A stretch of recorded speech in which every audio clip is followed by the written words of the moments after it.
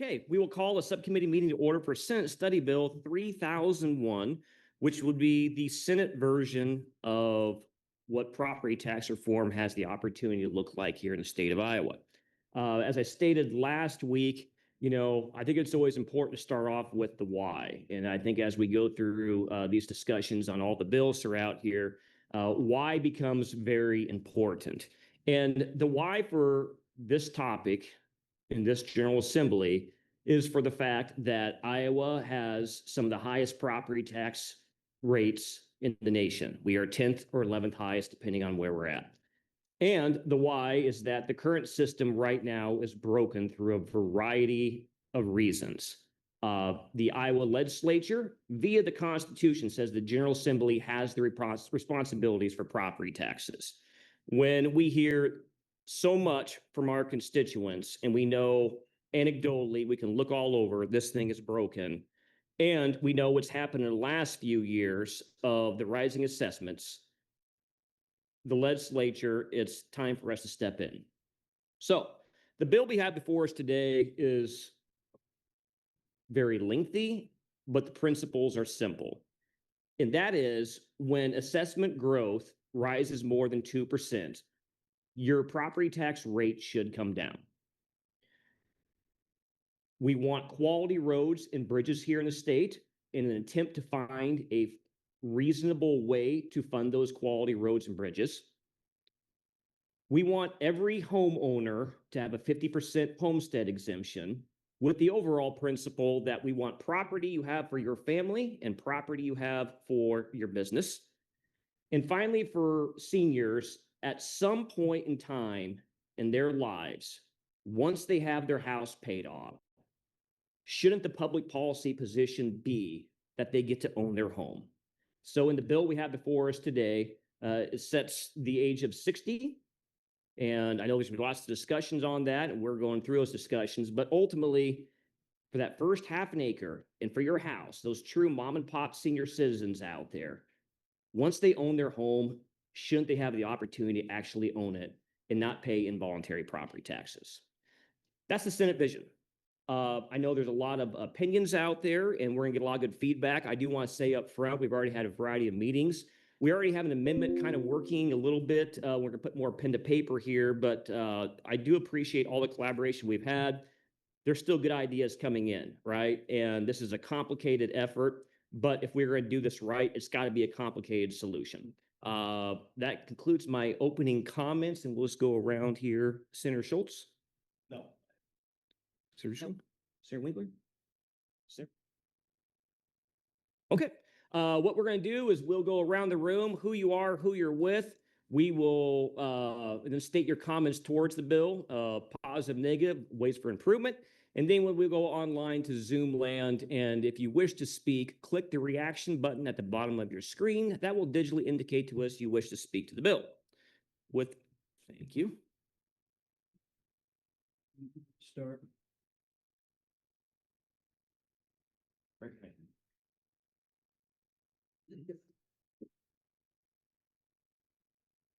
Hello, good afternoon. Sarah Allen representing the Iowa Extension Council Association today. Appreciate bringing the bill forward in the packed room today. The Extension Councils provide services all throughout Iowa. When you think of things like 4-H, your local county fairs, extensions are kind of the heartbeat of those rural programmings in communities. They also provide a ton of agricultural education to farmers throughout the state. We're here today to just say we have been working with Senator Dawson on this bill and look forward to continuing to work and discuss this bill. Thank you. Craig Walter with Iowa Assisted Living Association. We are monitoring the bill. We just want to make sure that we don't have any tax shift on our properties out there. So we will be watching this as the system works. Angela Reingans with the DeWitt Chamber and Development Company and a member of Professional Developers of Iowa and their board of directors. We're here to communicate some of our thoughts, and I'm going to leave that to another representative.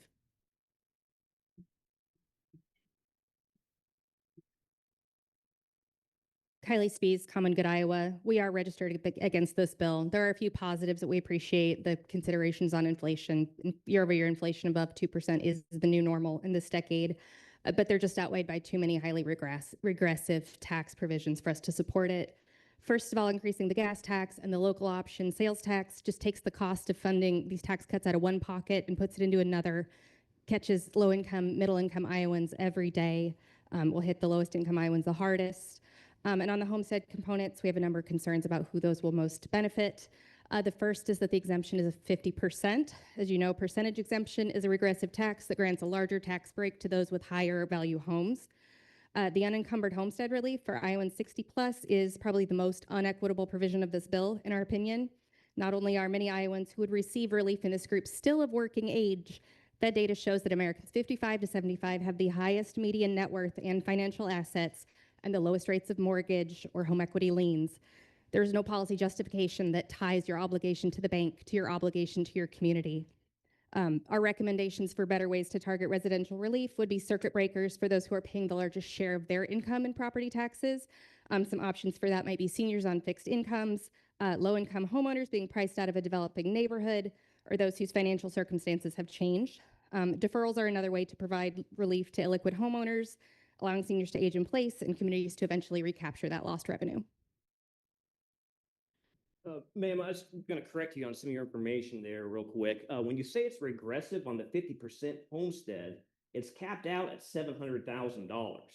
So I don't know how that could be regressive there. I just invite you maybe to reread the bill again on that. I got your point on some other things there. It's probably going to be an intellectual disagreement. But to say a 50% homestead is regressive and it benefits the wealthy when there's literally a cap on that seems to be a little intellectually dishonest. Further as well, too, well, I'll come back to that here in the end. But just to correct the record, what happens when the rollback goes up to 56% or 58%? Does that impact some of those Iowans that you're just claiming there that you are looking out for? I'm not here to debate you. This is your policy decision to make. I'm sharing our opinion based on the research and numbers that we have. Okay. Well, as long as their opinion's based in facts, I don't mind that there. But we just want to correct that record. Thank you. Okay, next one. All right. I'm Delia Meyer with Iowa 80 Truck Stop in Walcott, Iowa. I am second generation. It's a family business. We're headquartered here in Iowa. I've got my daughter with me, so third generation. And I just wanted to talk, we're opposed to the automatic increase on Division 10 on the fuel tax. Truck stops are a business to business. Diesel is a business, and it's very, very competitive. And I think an automatic increaser, it gets out of hand. I also have a truck stop in North Carolina. 10 or 12 years ago, North Carolina put an automatic increaser in their fuel tax. And where we used to be middle of the pack in North Carolina, now it's a very high tax state. And so we really struggle to get volume. You know, it gets out of hand. It should be debated, I believe. And, you know, if it never goes down and it always increases, that's a very difficult situation for us. And we're talking about forever. And I just think it's dangerous.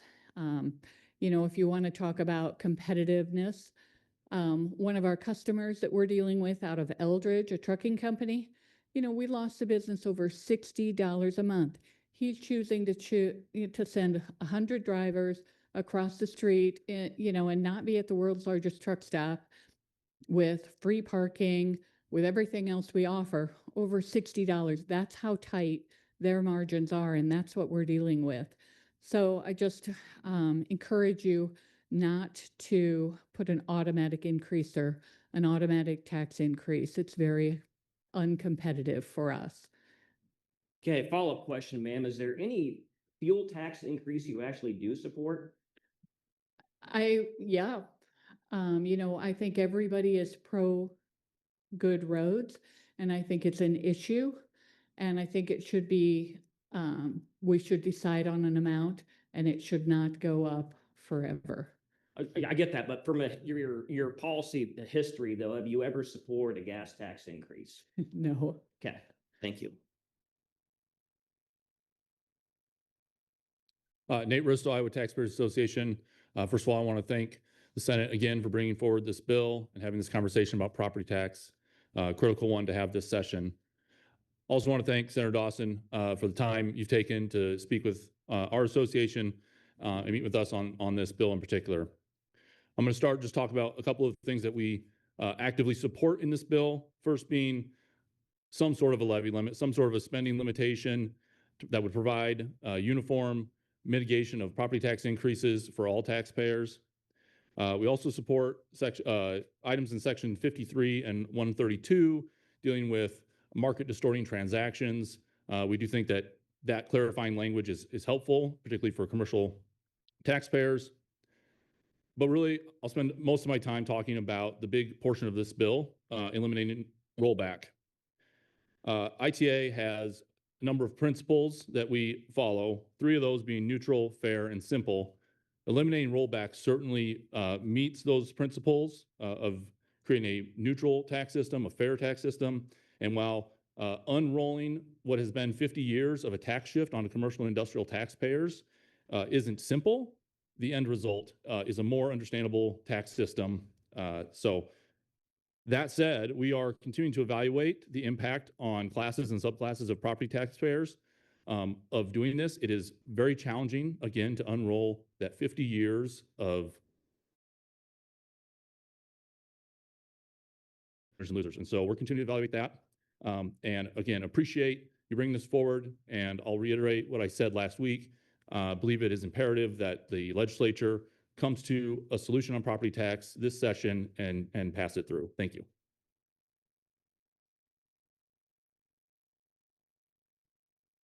Tyler Rager, Americans for Prosperity, registered opposed to the bill, specifically for Division 10 and the automatic gas tax increase. While we agree that we all want good roads, and that's simply certainly a core function of government, we just don't think an automatic tax increase is the way to go there, and we think all taxes should have an affirmative vote from the legislature. Thank you. Chelsea Hoy, representing the Iowa League of Cities. We are registered as undecided. We appreciate the continued refinement to this legislation. There are several meaningful improvements in this version that are carryovers from last year that I'll start by briefly touching on. We appreciate moving the calculation of the budget adjustment factor to November rather than January. That change is necessary as it aligns to the budget factor when cities began building their budgets in the fall. We recognize the effort to preserve growth and shared economic development goals by excluding new valuation from the revenue restrictions. And we appreciate the flexibility to increase local option sales tax to 1.5%, subject to voter approval, of course, which provides communities a tool to diversify revenue and reduce reliance on property taxes over time while keeping the taxpayer at the center of the conversation. We also appreciate the electronic delivery of the taxpayer notice. If we are modernizing distribution, I think this is a good opportunity to improve clarity as well. The League has advocated for clearer, more user-friendly tax notice formats, and we would encourage you to consider looking at the House's language in their bill that strengthens the content of the form alongside the digital delivery. We appreciate the inclusion of the budget adjustment factor that acknowledges inflationary pressures, but looking at the structure as drafted, over the past 30 years, only 4 years would have triggered growth above 2%, and 2 of those years occurred in the post-COVID range. City budgets are driven by wages, benefits, insurance, contracted services, and those costs continue to rise outside of local decision-making. If the intent is sustainable restraint, we believe the factor should closely track to actual costs that cities incur. The goal from us is not unlimited growth, it is alignment, ensuring that revenue policy reflects the cost of providing essential services that cities are required to deliver. Unlike a household budget, municipal budgets are largely driven by ongoing public safety staffing, infrastructure maintenance, contractual obligations, and state-imposed requirements. Those costs continue to rise regardless of economic cycles. Sustainable restraint works best when allowable revenue growth is disciplined but realistic, so communities can maintain services that residents rely on. Our most significant concern is the senior full exemption for homeowners over 60 who have paid off their mortgage. While we understand the intent is to provide relief, a full exemption without a means test risks creating significant tax shifts and unintended housing market distortions, particularly in Iowa's rural communities with higher concentrations of older homeowners. We also have concerns because there is no reliable data set available to accurately calculate the fiscal impact of such a change across our communities. If the legislature wishes to provide more targeted relief to seniors, we would strongly encourage an income-based approach rather than a blanket full exemption. We recognize that this bill represents a comprehensive effort to reform the existing property tax system rather than modifying it. We appreciate the seriousness of that undertaking and stand ready to continue working with you as discussions move forward this session. Thank you, Mr. Chair.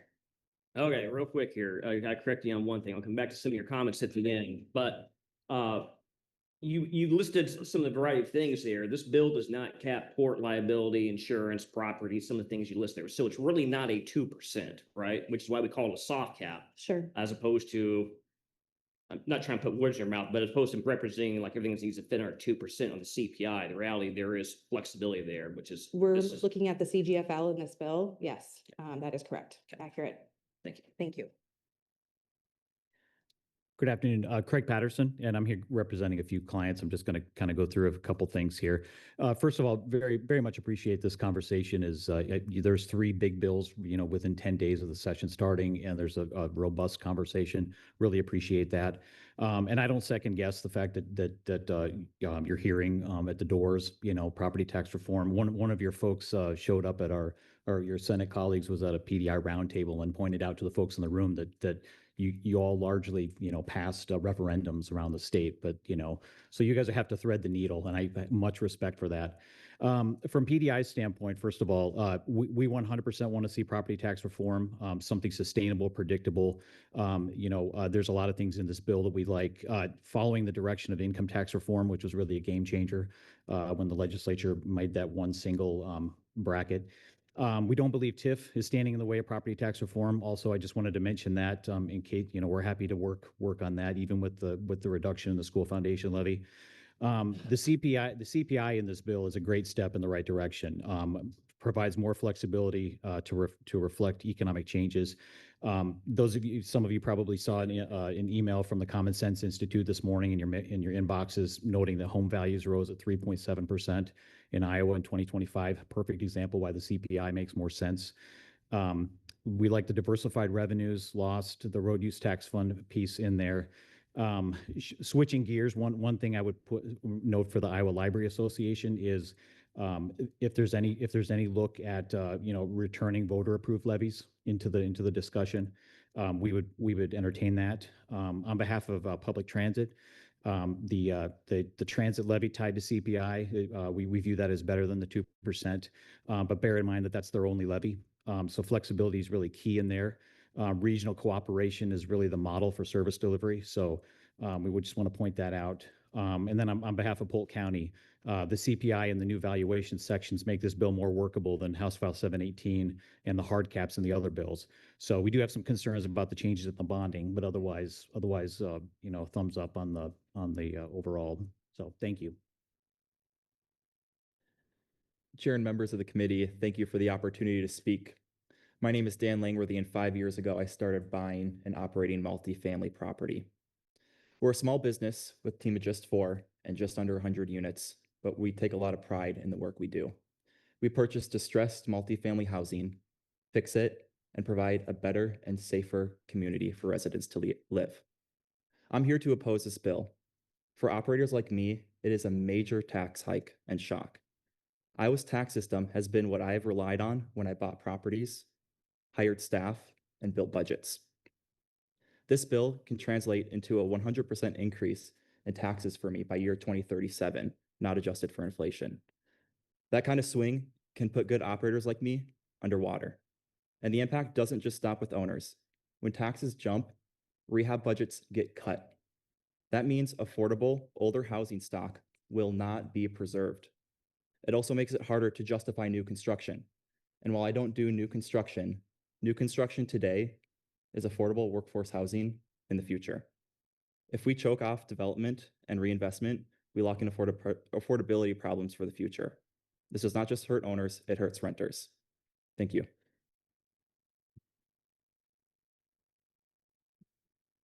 Good afternoon, Senators. Matt Gronwald with Farm Bureau, and we're registered and decided on this bill. Bureau members for years have had many policy goals when it comes to property tax, and we appreciate this bill, including many of those items. We support property tax growth limitations, less reliance on property taxes for education funding, using alternative revenue sources to reduce reliance on property taxes, which could be done with a local option sales tax. We support maintaining the ag productivity formula and rollback for ag assessed property. And we encourage a close examination of changes to property tax credits and exemptions. Mr. Chairman, Senators, we appreciate you making property tax reform a top priority this session and encourage an overall tax reform package to provide much needed relief. Thank you.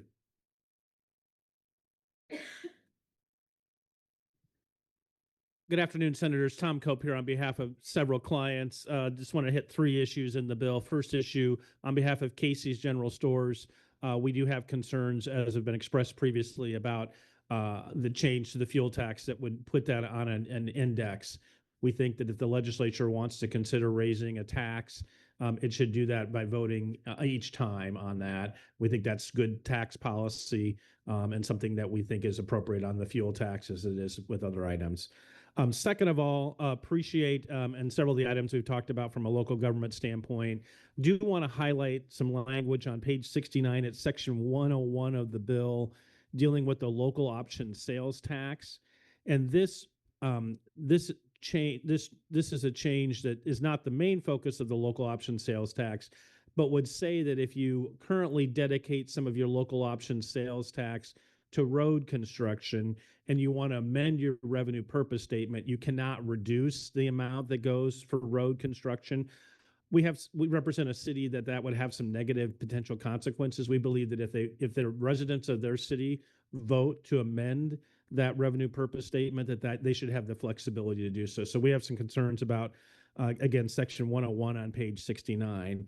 And then the third issue, on behalf of Leading Age is a provider of independent living and other types of opportunities for senior citizens across the state of Iowa. We believe that there's a kind of an unintended consequence, and it was highlighted earlier in the discussion on the bill by the subcommittee chair about the interest in lowering the property tax impact for seniors. We're concerned that because there are, for seniors who are in independent living and are more like renters as opposed to homeowners, that they would face higher costs as a result of the changes in the rollback. And we will have some language that we'll be sharing with the members of the subcommittee later today that hopefully can address that. And we appreciate the members of the subcommittee's willingness to consider that. Thank you very much. Thank you, members of the subcommittee. My name is Logan Murray. I am here on behalf of the Greater Iowa Apartment Association. First off, Senator Dawson, thank you for your time. You met with a few of our members this past year on kind of your vision on the rollback, and we appreciate your time for that.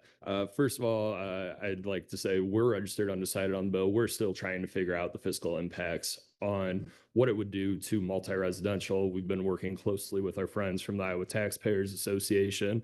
I would like to just let the committee know that depending on which methodology you use currently, Iowa either has the second to ninth lowest rents in the country. Usually it's averaged out around the 5th lowest rent in the country. So just as you're continuing to have this conversation regarding property taxes, we want to make sure that Iowa remains competitive, not just for our industry, but also for the 30% of Iowans that rent within the state. Happy to answer any questions.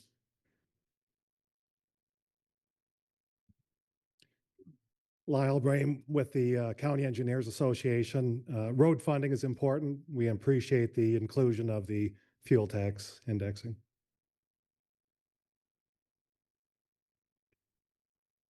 My name is Brian Moore, Executive Director of the County Engineer Service Bureau. I'm going to make a few comments and through a little different lens today, through the lens of roads and bridges. Okay.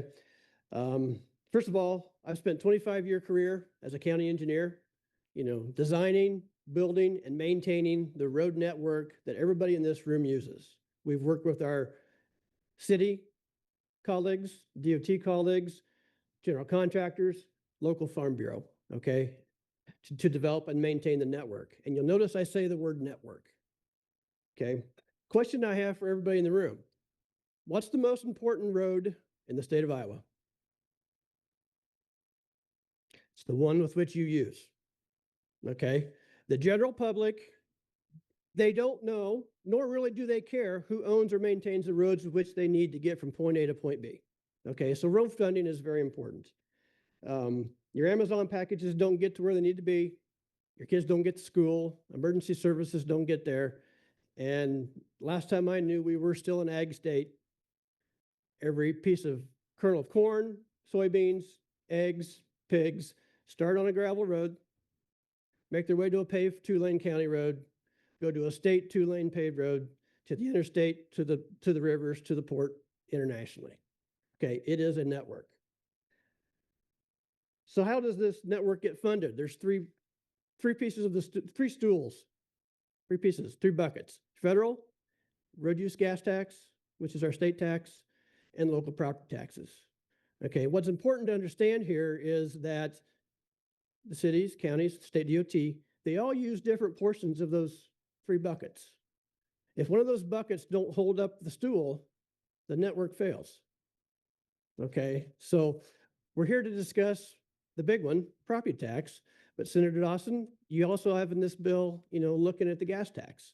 Anything we can do to strengthen any one of these buckets to secure funding is a good thing for the entire network. Specifically in this bill, I will throw out a number. Everybody likes to throw out numbers. 4 counties to go to the road departments. If you just look at the rural taxes, the rural basic funds that have come to roads over the last 10 years, it's been a 3.3% increase of funds actually spent. Senator Dawson, I commend you last week for making the comment, 2%. Is that the right number? How was that derived? Okay, so I hope everybody considers what the limits are. We understand that, but use data to consider that. Another couple quick things I'd like to address. Section 8 of the bill talks about how funds are sent to the road departments. Right now, it's based on a fixed levy.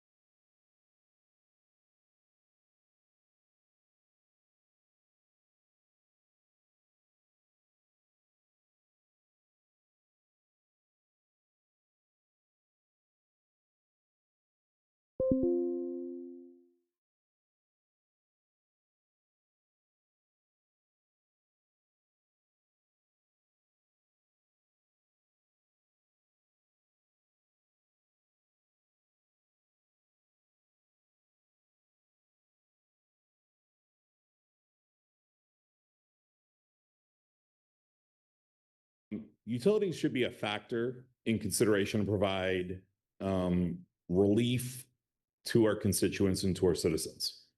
While balancing the needs of the many, we're left with the burden that places on the few.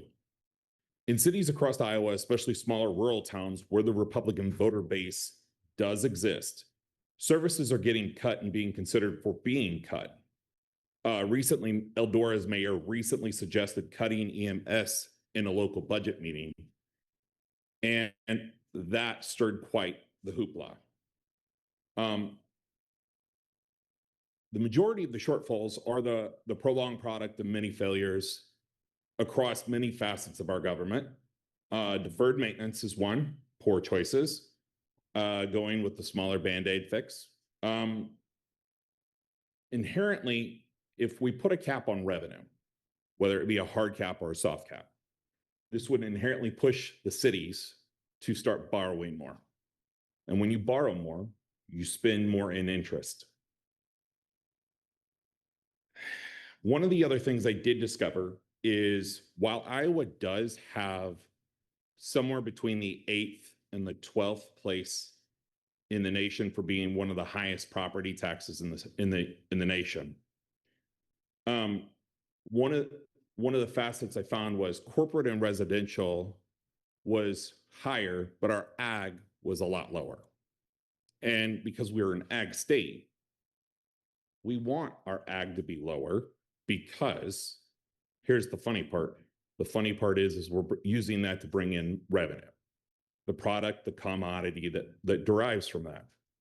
But one of the other things I did find was Hawaii is first in the nation for having the lowest property taxes, but it has the highest tourism, which means that they pull in their money from different tax sources and they have a tourism transient source of income. Nevada, tourism and gambling.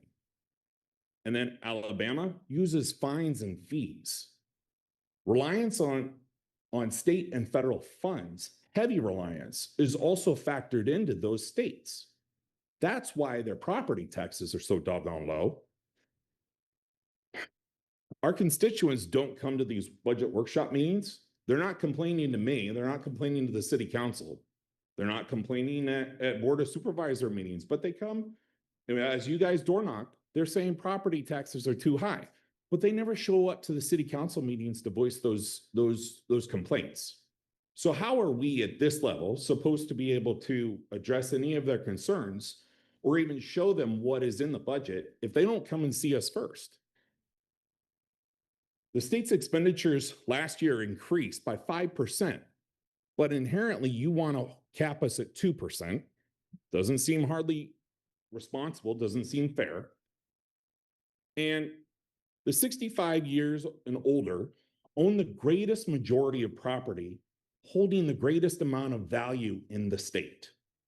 That inherently shifts that financial burden to our younger residents, our younger citizens, the lower and middle class. That doesn't compute for me. I'm open to a lot of suggestions.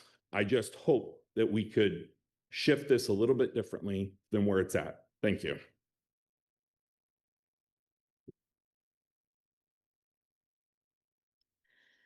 Good afternoon, Senators. I'm Erin Hockman here with DART, Des Moines Area Regional Transit Authority. And I really want to start by thanking Senator Dawson and his staff for this very thorough and thoughtful process and all the time you spent on this proposed legislation, and especially the time you spent with us at DART, understanding how it impacts regional transit districts. We know we're a pretty small piece of a really big, complex puzzle, but appreciate the time you have spent with us on it. We also want to thank you for the changes you have incorporated based on our feedback to date. We did share a brief letter yesterday with just a few additional adjustments that we are requesting, basically to ensure that regional transit districts are treated similarly to municipal transit systems, as well as cities and counties in any final proposed legislation. So again, our sincere thanks for the time and the ability to participate in this process. Thank you, Mr. Chair. David Edelman with the Metropolitan Coalition, the 9 largest cities. Want to thank you for including the CPI with the cap that excludes the number of different levies in it, unique to this bill as opposed to the others, including the new valuation language as well. I know we're continuing to kind of dabble with that. As Chelsea said, the electronic delivery notice, and then also the diversification of funds lost in the gas indexing, we appreciate. Also, it's really the only bill that addresses former House File 718. Our concern, again, as we reiterated, is the unknown impact with the 6-year-old provision, but continue to work with you on that. Thank you. Thank you. Good afternoon, JD Davis with the Iowa Association of Business and Industry. We are registered undecided on this bill as we are on the other 2 versions. Don't want that to be mistaken for not supporting the effort that you're undergoing throughout this session and last session on meaningful property tax reform. Mr. Chairman, you led out with the fact that the state of Iowa was only had about 9 competitors that weren't doing as well on property taxes. If you're to look at what our group represents, which is primarily the commercial industrial payers, we don't even fare that well. So our board has set up our position to make sure that we encourage strongly property tax reform while watching for any shifts between property classes to make sure that the effort works. And you'll remember, Mr. Chairman, we met with you and we've said that we can recognize clearly that there are flaws in the current system and that you're going to come with another system to replace that. There will be flaws, and we'd prefer to be working on new problems rather than old problems. So appreciate that. Thank you. Scott Newhart, Associated General Contractors of Iowa. Thank you for including the provision to address the health of the road fund in this bill. I'd like to remind those in attendance today, the local governments get 52.5% of all the road funds. So I have to go back with a little history. Going back to 1999 is kind of the year, or 97 rather, is the year DOT would establish as the optimum year in terms of revenues received and buying power of projects. That was kind of, as I say, the optimum year. Since that time, in the ensuing 29 years, that buying power, according to DOT, has diminished by 50%. And that takes in the fact that we did Time 21 in 2008, raised a significant amount of money into the road fund then, as well as, of course, the gas tax, the 10-cent gas tax in 2015. What DOT would add is of that 50%, 32% of it was lost just between the time we passed the gas tax and today. The provisions of the bill is referred to as gas tax indexing, which has been adopted by half of the states in various forms. Not all of them do the form that you find in your bill. It would allow for an administrative adjustment of the gas tax. I'll explain how that works. But first, I want to tell you, gas tax isn't the only source of revenue of the road fund. Your license plate is one source. Your 5% you pay on fee for new purchase or new registration on a new or used vehicle is another source. Those two sources are dynamic funding. And I'm the first to admit, since we did the gas tax in 2015, those sources of revenue have risen over 30%. 30% more today in revenue than back then. Why is that? Those fees are based on the value of the purchase of a vehicle. Those prices go up. So you do have a dynamic source. The gas tax, however, going back to 2015, has risen in terms of revenues today compared to then 1.8%. Why is that? A lot of it, according to DOT, has to do with fuel efficiency, which is a good thing, but the vehicle is still consuming the roadway. So as I say, there's three main sources of revenue to the road fund. But let me explain the process of how this indexing would actually work. Under the bill, the Department of Revenue is responsible for determining the previous year's trigger for an increase. Now, let's say this had been in effect a year ago, and let's say the consumer price index that the Department of Revenue would have had to report to you in January of 2025. It would have justified and triggered a 0.6 cent gas tax increase effective July 1st of 2025. There are several steps, there are a couple steps between it taking effect and them announcing it to you. One of them is they have to report to you by January. You would have, as a body, until April 30th to decide if you want to disprove this. If you don't disprove it, Department of Revenue has those 2 months then to put it into action in the following July 1st. So those are basically how it would work, and it can never, there are several backstops to it. It never can raise more than a penny at a time. It has legislative oversight. It can go up in tenths of a cent, but not more than a penny. And the final thing is it has a circuit breaker in it. Says if it rises 3 years in a row, it must pause for at least a year. So with those provisions in the bill that you've chosen to put in the bill, I think you've provided both answers to those who say, well, it's just always automatic. You always will be seeing what this is and can act. At the same time, I think the reason it's probably in the bill is you have recognized there's been a big loss of buying power for the cities, counties, and the state. Thank you. Good afternoon, Lucas Binkin with the Iowa State Association of Counties and the Iowa State Association of County Supervisors, both registered undecided. Of the 3 property tax proposals being considered, this would be our members' preference for how to move forward, the approach to take. As I mentioned last week, the growing frustration with limitations stacked upon limitations in a system that is not really working. So we're cautiously optimistic about just starting over and having a jurisdiction by jurisdiction level limitation. And then you just have the one limitation, you can move forward. I think county supervisors getting information from their assessor and starting to look at things earlier and look at multiple years would be beneficial for their operations and the taxpayer. Plenty to work on with this bill, but we think of the 3, this is probably the approach, and look forward to continuing to work on it. Good afternoon, Abigail Moss, County Supervisor. I am also a business owner and a farmer, so I represent a lot of the Iowans here today. I am also the supervisor for Iowa County, which is middle of the road in population, so I get to see what it's like for the everyday Iowan.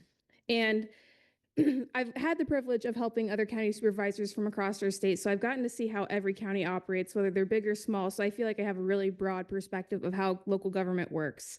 I will say 718 has been the biggest complaint between cities and counties. I do support what the intent was there, but it's obviously squeezed things a little tight. And I think the biggest issue that a lot of us identify is that in the last 10 years, property taxes have increased $2.5 million, or billion dollars, sorry. And of that, the schools were 38% and they were untouched with 718. So I think there's a lot of frustration that we were the ones that were mostly targeted. And there's other entities out there in the state that are spending money as well.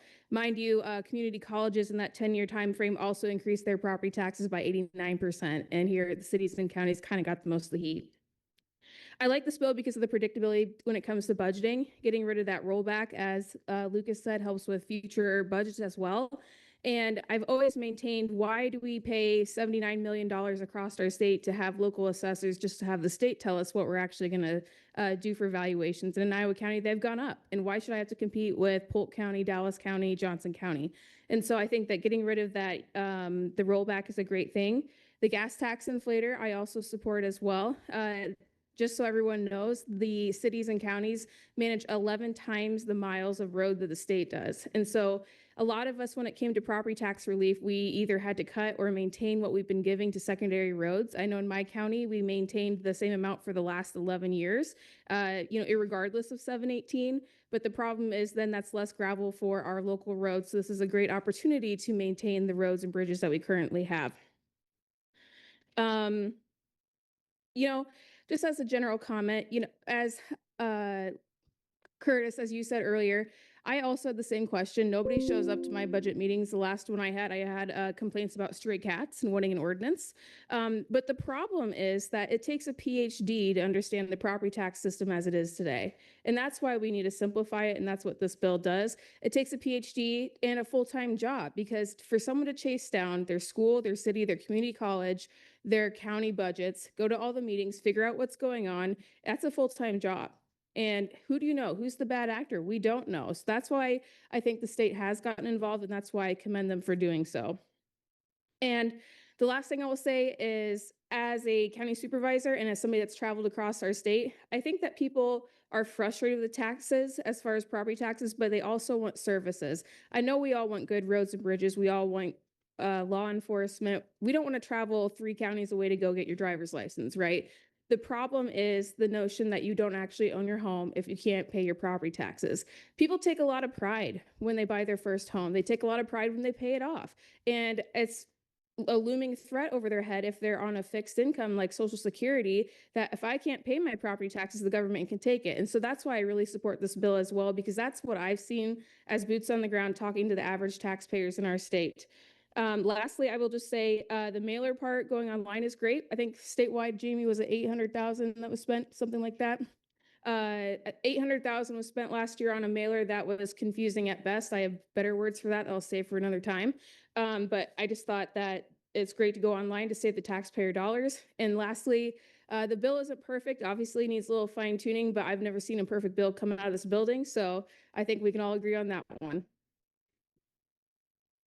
Good afternoon. My name is Laura Book, and I'm with the Greater Des Moines Partnership. We are registered undecided on this bill and would like to direct our comments towards Division 1 and 9. The partnership supports a streamlined pro-growth tax environment that encourages business and nonprofit growth. Specifically, we support the budget adjustment factor based on CPI in Division 1 versus a hard 2% cap. As an organization comprised of both private business and local communities, we appreciate this provision because it strikes a balanced approach for our investors and members. A CPI mechanism provides flexibility to respond to economic conditions while still supporting a streamlined tax environment.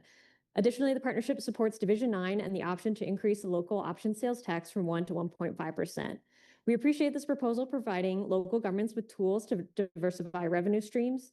This helps maintain a balanced tax structure to support investments in infrastructure and quality life amenities that attract business and workers. Overall, the partnership supports a pro-growth tax environment that encourages investments in public infrastructure, workforce attracting amenities, and sustainable government services. We appreciate the provisions of this bill that support these goals. Thank you for your consideration. We look forward to the continued conversation. Thank you. Margaret Buckton with the Urban Education Network, Rural School Advocates of Iowa. Both are registered undecided. Mostly undecided because, like all Iowans, we haven't seen numbers on the impact on this. And when you move all three big components of the property tax system, you're changing valuations, you're changing rates, and you're changing the levy. And when you change all those things together, no one taxpayer knows the impact it's going to have on them. Simplification is great, but without transparency, I think that we'll be at a loss to explain what happened. Like Mr. Newhart, I've been here for more than 30 years, and I remember 30 years ago, we had 30% of school funding coming from the state and 70% coming from local property taxpayers. That's completely flipped because you use the formula to deliver property tax relief every single year. You just did it in Senate File 2201. There was more money for property tax relief in there than there was for students. And we're already budget limited based on enrollment times the cost per pupil that this legislature sets. So we appreciate some of the little things in here, the hold harmless for school districts that are obligated against those levies that this bill would reduce immediately. We're curious about how that reduction in levy rate happens right away, but the build back of the valuation takes 12 years. So immediately up front, there's going to be a huge crunch on those voter-approved levies that are for things like school safety and cybersecurity and buses and technology-ready facilities that are designed for student learning. So we appreciate the conversation. This is probably our least favorite of the three bills, but we're registered undecided on all of them. I think that there is some consensus to be made in all the proposals that are there. The very last thing I would mention is on the management fund. There's a study in there that will depend on school funding experts and the School Budget Review Committee to make a recommendation on thresholds and what's an appropriate balance. We think that should predate any policy that sets those thresholds into code. So we want that to take out the policy that says no more than 180% and you can levy, and have the study happen first and come back with recommendations. Thank you very much. Brian Tack, I work in the Polk County Assessor's Office. I'm here for the State Association of Assessors today. And this is our favorite bill of the three, sorry. In Division 1, we would like to see the CPI tiers be applicable to all taxing authorities, even those of us in small offices that make up a minuscule amount of the property tax collection. Inflation affects us the same.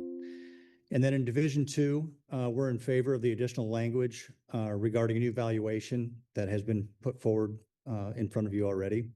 But we think that adds a lot of clarity and are in favor of that. Thank you. Hi, Senators. Jim Obradovich, Jefferson Fink here on behalf of the Iowa Public Airports Association. And we'd like for you to consider, and you probably have heard from some of our member airports, to actually have all the fuels included in the indexing of the fuels. Right now, it deals with mostly motor. We'd also like you to put the aviation fuels in there also in that indexing. So thank you.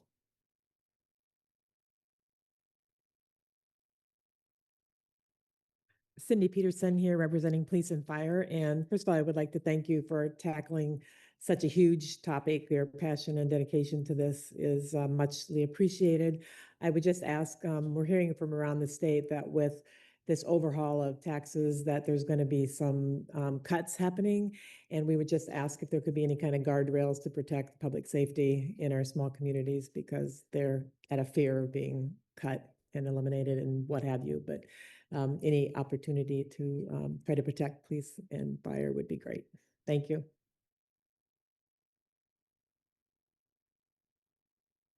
My name is Frank Levy. I'm CEO of Newberry Living. We manage 4,500 apartments in the state, of which I own some.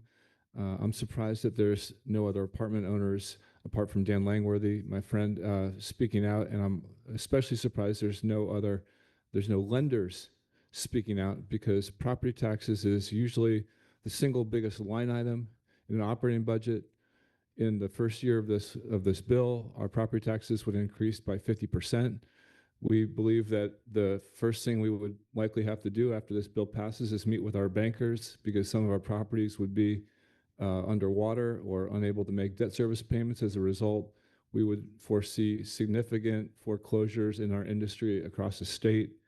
So a 50% increase in your single biggest line item is what this bill reads like to me, and then that line item would keep growing for 10 years after that. Thank you for the time.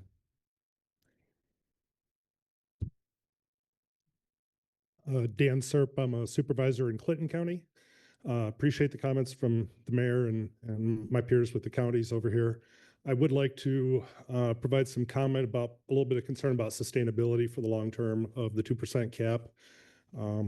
718 has really caused us all to embrace, some really awesome changes. And I support a lot of the reductions that we've made and the affordability we're trying to earn back for our taxpayers.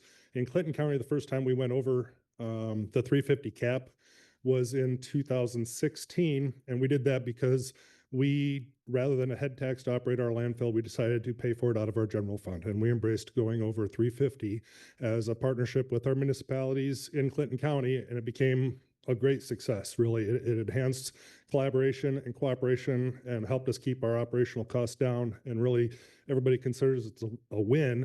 But now in order to maintain that system, we're really being constrained and trying to figure out how to get back under that 350. We're optimistic we're going to be able to get there. My problem is that as much as we all absolutely want to continue to support public safety, cost of law enforcement keeps escalating far greater than 2% a year. The cost of the labor in all of our negotiations, we've never realized anything at 2% or less. Everything's been over than that. And we know that, in order to have good people and give them the equipment that they need and to provide the training and the resources, it costs money. Another concern for us is, we talk about the roads, and I appreciate the plan for the roads maintenance. The dime conversation kind of originated with us and Edith Pfeffer in Clinton County about 2010, 2008. And so we were real excited to see that passed. I think that the multiplier and the breaks and the provisions that are there are appropriate. I appreciate that. I am concerned about 2% and the sustainability as we see the costs at our business and our budget meetings escalating greater than 2%. Our software contracts, our cost of labor, all of it. And so I think at the end of the day, we've all understand and realized and kind of embracing that in the long term, it's going to equate a reduction in services. And I just hope that that's embraced by the leadership that's making the decision and understands that if we're constrained and have to explain to our constituents why we're reducing services, there's only so many places we can point, and some of it might be these decisions. So I just hope that there's accountability on it the same way that you ask us to be accountable for our dollars. Thank you.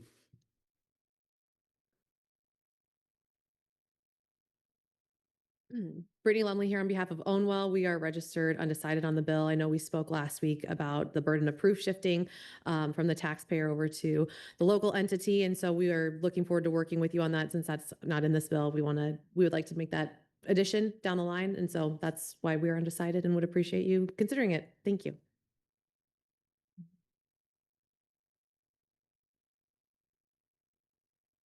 Okay, we'll now go online.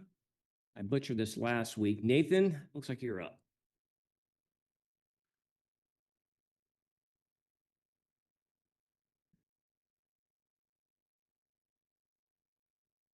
Hello?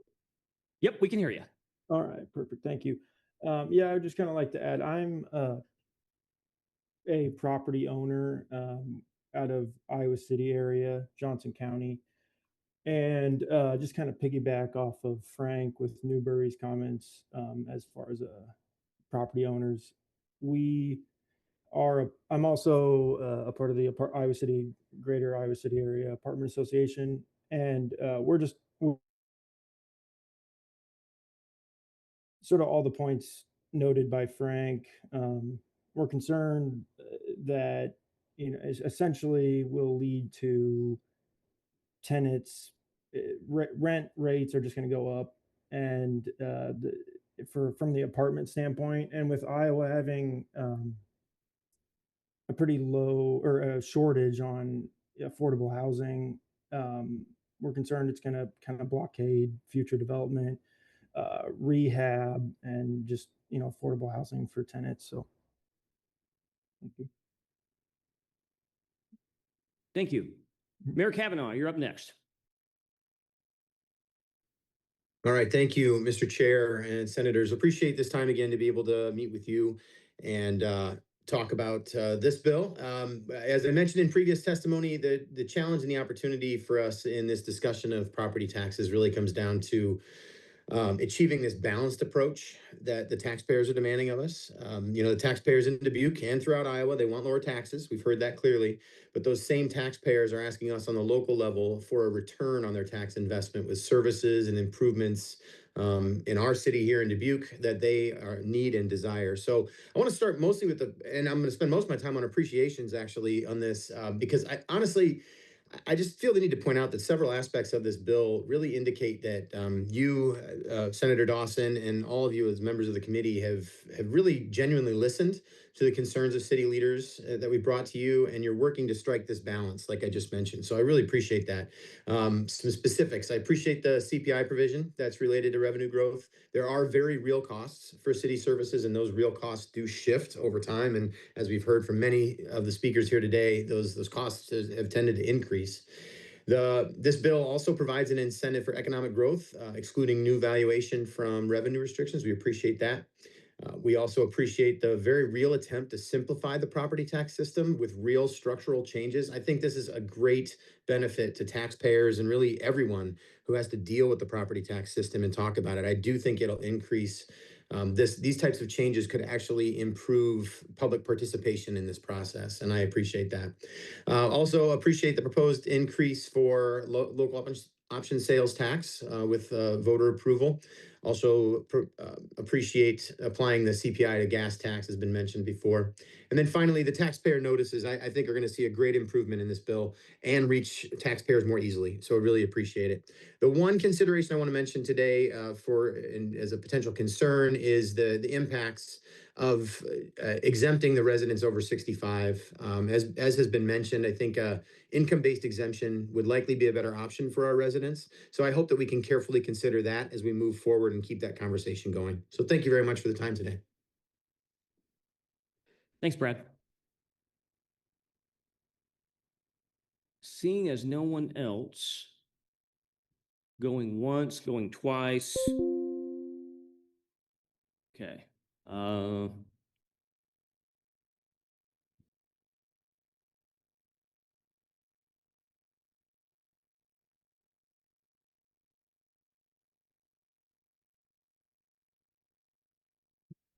or the other, it's my favorite bill too. Of three, this is the one that creates a new framework that sets up, well, it sets up a new generation or two, maybe three, of property tax valuation and taxation that I really appreciate. One of the, I didn't hear any new concerns that we had. And I'm glad to see you pull that off of there. I'm gonna let, I was wondering if I could visit a little after you introduce that. If I could have a few more minutes. I really appreciated one of the things that I've been watching and noticing is we are monitoring, but we have concerns. I appreciate that there's a little bit of a different, today it was we're monitoring, we heard some positives and we heard some concerns because there's otherwise a general concern. There is an issue that I have that, well, are you for the bill or not? So we know what direction people are lining up. I appreciate that. This holistic approach is what I've been waiting for and looking for. I'd like to visit a little bit after you talk about the display up there.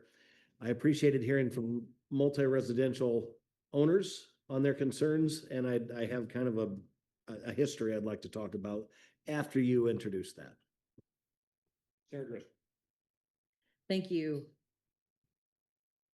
I just wanted to say, I wanted to thank everybody for coming today and putting their input in.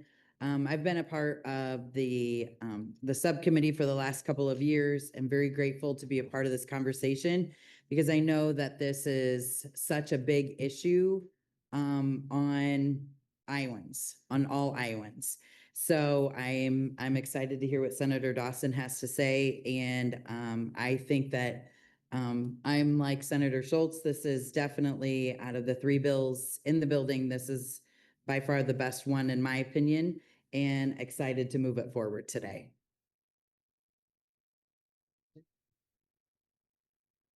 Thank you. Thank you, Mr. Chair. I appreciate the comments as well and the time that everyone has taken to look at the bills. One of the things that I struggle with is certainly there's a lot of moving parts in this bill, but the question that I still have is then what? When this is put into place, what does that mean for the residents and their ability to still receive services as well as have any kind of predictability or sustainability to their life? And I think that is something that still concerns me. I do think that the exemptions should be income-based rather than age-based. I think that there are ways that deferrals, as an example, could occur according to individuals that are low income. When they sell their property, that could then go back into a fund that helps fund those deferrals. That hasn't necessarily been talked about, but it is something that other states do. And I think we need to learn from other states as well. I do have kind of a different opinion in regard to the multi-residential. I know that costs will go up, but so will rent. So will affordability. The affordability will go down as a result of that. And so I think we need to look at the fiscal impact on families and their ability to continue to rent the very same apartment that they have been in as a result of that. I am concerned, if I've read the bill correctly, by fiscal year 28, 100% of school funding will be state funded, and that definitely concerns me because the property tax does provide some predictability and sustainability. If we look at potentially where the largest increases have been, some of it has been in the school funding, and part of that has been because of the low funding that they have received from the state. There are some safeguards in the process that allow them to then go to the taxpayer. And I would mention that right now we have statewide about $200 million in unfunded special ed costs that then are placed on property taxes across the state. That doesn't mean we stop that. It just means we recognize that. And when schools are not receiving the adequate funding, the property taxes can, in certain situations, be increased.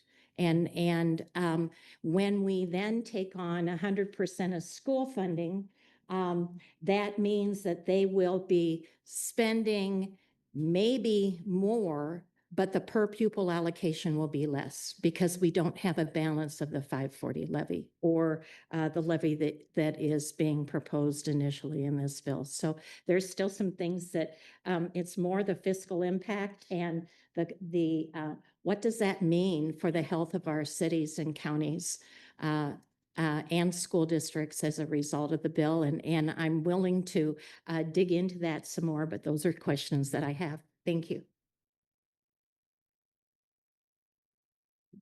Thank you, Mr. Chair. I'm going to frame back where I have come from before and what I'd like to see protected with the property tax bill. One is senior protection. That's the saddest situation of all. As I hear the business and industry complain, they're making exorbitant profits in most cases. And I understand that you got stockholders and that you want to make more, but the seniors have nowhere to go. They have nowhere to go. And I actually served, I don't know, in the 90s when interest rates on savings was very high. And so who took advantage of that? Not the seniors, investors, property investors. And so they didn't pay their property tax because it was easier to not pay your property tax and invest the money and maybe wait 6 months, 8 months, a year. And so the legislature decided they were going to put a penalty. And so they put the penalty, and now maybe some of you know, is if you don't pay your property tax, you pay 2% delinquency a month. And what it has done is it's created an industry for outsiders to come in and buy up property taxes for delinquency. And I, as a poor taxpayer, the elderly, the people on fixed income, if they're delinquent for a year, have to pay 24% to buy back their own house, or they lose it to the investor who came in from California.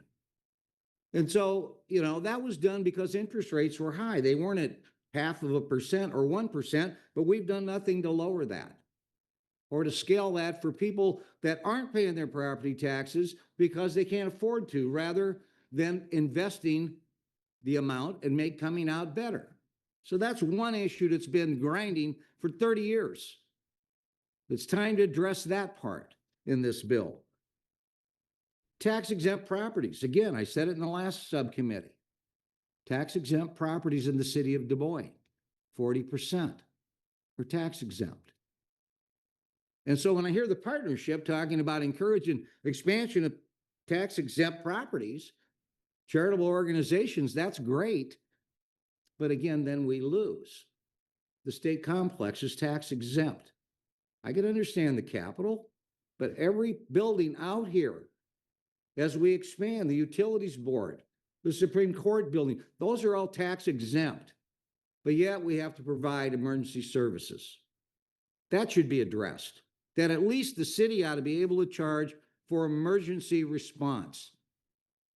Because by God, you want it when it happens. I don't care what tax exempt charitable organization you are. The ambulance shows up at the state capitol and any other tax exempt building. There's not a checklist that says they don't pay property tax. Gas tax, my gas went up 40 cents in the last few days. Okay, beyond our control. But 40 cents, we're here complaining about indexing gas so we can have good quality roads. I don't understand the gas argument by anybody, because it's one thing that jumps from a penny to 50 cents in a day. And what do we do about it? Nothing. We don't do anything. And I can tell you gas tax or gas costs are going to be exorbitant for the next few months or longer. Who's doing anything about it? We can't. But we need roads. We need roads for the farms to bring product where it needs to go. We need roads for emergency services. So we have, emergency services in a fire or an illness.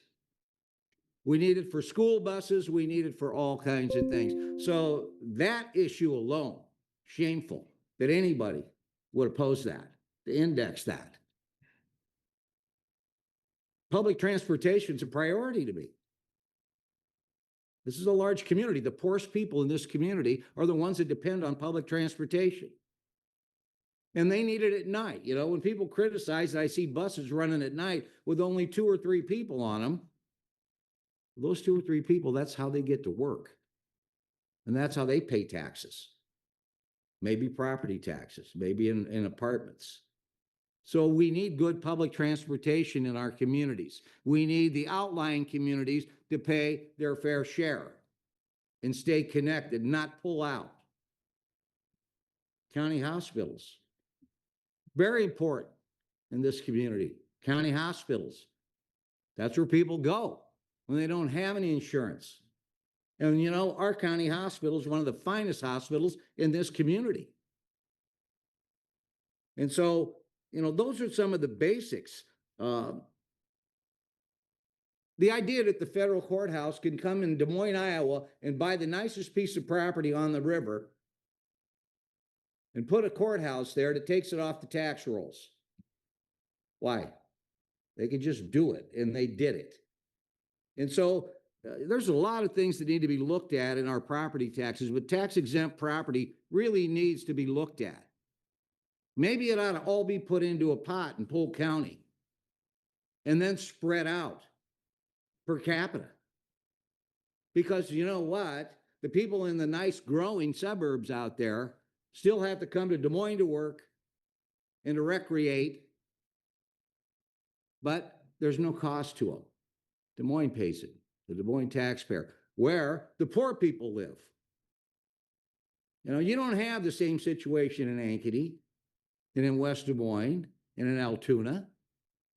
We have it here, old housing stock, older people, poorer people, but they're paying for all the amenities of the entire Polk County and surrounding counties who come here to recreate.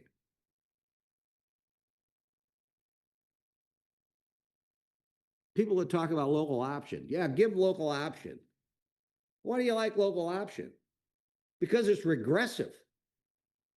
So the people that are making money pay less. So when I hear people talk about that, and especially the Farm Bureau, who you get a lot of tax exemptions for the farms, the people in the city don't. But yet you're ready for another local option that you're not going to pay, that we're going to pay. And so, when you got to split up and really become tribal when it comes to taxes, well, you got to be tribal. Because I don't see anybody pitching in to help Des Moines with all the trouble it has with this tax exemption and its cheaper housing stock, older housing stock, senior citizens. Be thinking along those levels of how to make this tax bill fairer.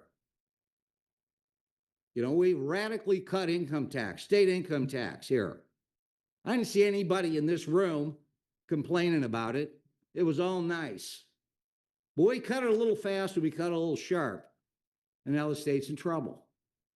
So we need to capture money from somewhere. Where are we going to get it? I don't know. We're going to have to figure it out. But those are the things that a big ball I represent in this community, the largest city in the state, that provides the best of things for this state. Think of those things before you think of self-greed and you think of your businesses and your corporations. Think of the people that are suffering for your benefit. I got people in my district that are paying for these tax-exempt amenities that can't afford to go buy a ticket to go. How do you think they feel? Well, they can't afford to go to the park. They can't afford to go to the principal ballpark and take their kids. But they pay for it because it's a park. Wells Fargo Arena, now Casey Center. They can't afford most tickets for that. But people come from all over central Iowa to go there because they got money. The seniors and the poor people can't afford to even attend what they're paying for in property tax. So the greed sometimes really gets a little overwhelming when you sit where I sit, representing the people that I represent. So when I look at county hospitals, I look at public transportation, I look at the 2% that they pay if they can't, or they're delinquent on their taxes. And then I got people that are here worried about gas tax, worried about they want local option tax, you know. Well, you can't cherry pick taxes. That's what Senator Dawson's hopefully is going to stop. You don't cherry pick. You're going to pay your fair share. And the right people are going to pay. And we're trying to protect the people that can't pay. That's what I appreciate about Senator Dawson. He knows that. Thank you, sir. Hey, with that segue,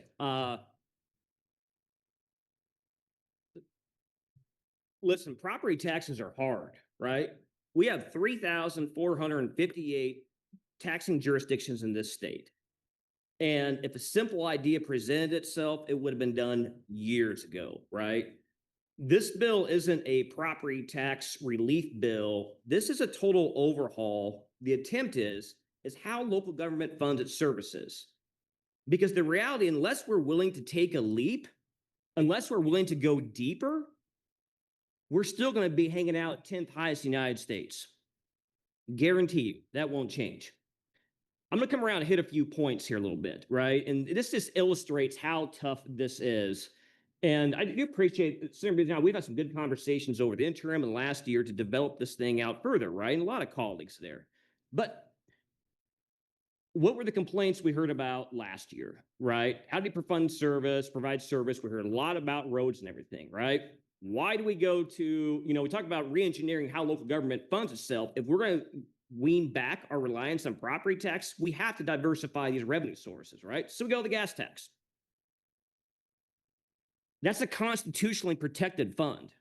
That's the one thing I can promise Iowans, that every dollar that goes up, it goes back into the roads. Some of these other things I can't promise.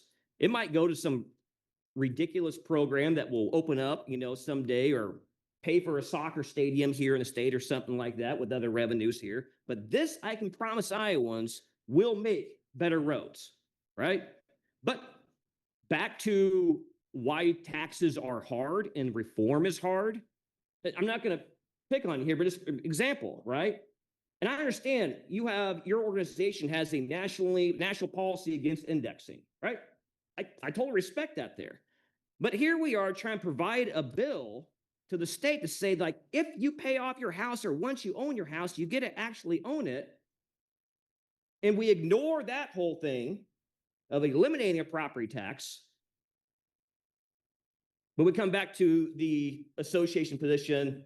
I have to be against the bill because of this, which is really indicative of the problem in this whole building here, right? Over my 10 years now, the only way we're going to get this done, and I hate to be aggressive on this, but it's to plow through this building. Because the nature of everyone's associations, the nature of the lobbying up here is to do nothing.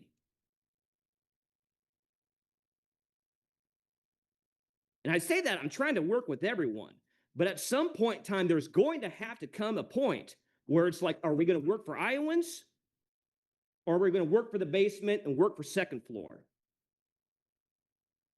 Because just as you heard today, as a subcommittee last week, which is why we're trying to do more lengthy subcommittees, the gravity of this building is to do nothing. And that's not what we were elected here for, to do nothing. One more thing, since this wasn't brought up here, but just to, as was stated earlier on, I'm going to go over to something else in just a minute, but on the gas tax, there are guardrails put in here, right? This isn't as it had been represented, just going up forever, right? That's intellectually dishonest as to what's in the bill. And then to turn around and say, well, if you just pull the provision out and just take a vote on it individually, how do we re-engineer local government funding but then work on all the pay-fors first and then come back to say what we have left over, right? That's the point of the bill. It's a holistic reform. It's not to pull something out. And then to take an affirmative vote every year, I mean, I would have to say this. We have 327 school districts in the state. And as I've noted up here, SSA has always been very non-political and a very easy vote to go through every year. I don't know how adding 947 cities and 99 counties to the mix and going to vote on that every year on their local funding is going to make things less political, let alone less predictable, which is what the point of the bill is try to provide some predictability here for how we fund local government. Okay, moving on.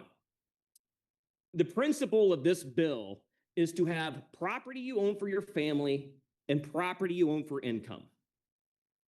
And that's the tax policy we're trying to achieve here, right? We never started this off by saying, oh, we want to do a 5% across the board cut, or we just want to do this or do that. We're trying to rebuild the whole system. And as was indicated earlier on, it's tough to rebuild the whole system. Like, no one's got a bullseye on their back. But we do have a lot of legislative history around here to show us what has worked and what hasn't worked, right? When we have all these entities and associations fighting for their own peace in this building, which is what our code pretty much is, it's been a culmination of effective association lobbying for the last 40 years. This is the system that we have, right? But I want to talk about for a minute just how unfair this system is. I want to talk about what was done in the 2013 property tax bill and talk about that.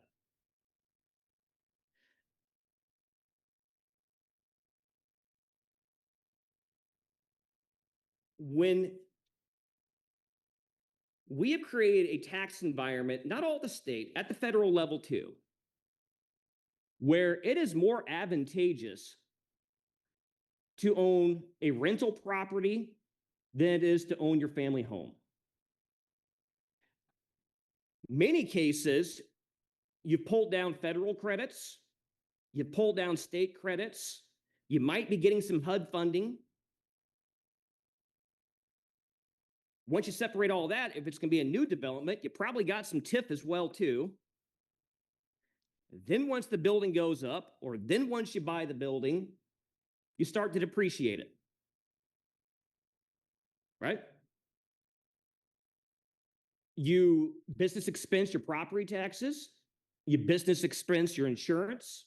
If you need a new roof, you expense that. If you got to buy a new stove or microwave, you expense that.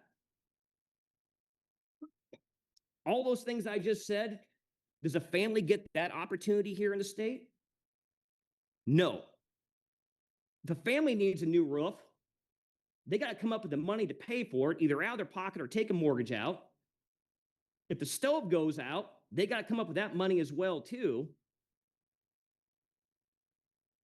And then to give corporation the same property tax rate as a family home, when they have all the other tax advantages I just went through, is horrible tax policy. If we want a state where families come to live, raise their families, retire, grow a business, we need people to plant their roots and actually own a home, not create a tax environment through property taxes where it's harder for a family to own a home than it is for someone to rent it out. You said you wanted, I'll pause here real quick, Jason. I'm gonna come back here. Okay.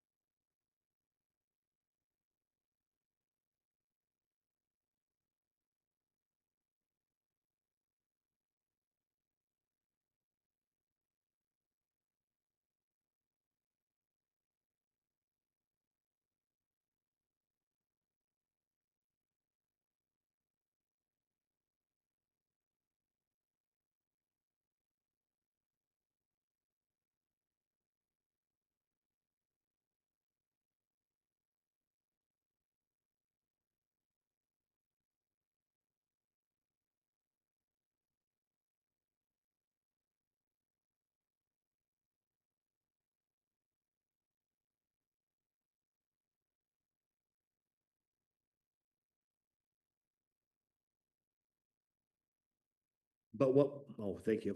But what we did there was not what we told people was going to happen. And we were fooled. At least rank and file were fooled. I actually regret that we've had 13 years now of folks living under a new set of rules, making investment like this gentleman here. And now he all of a sudden finds the rules being changed. And that bothers me. I did not like hearing what you had to say because you're right. The rules are changing here.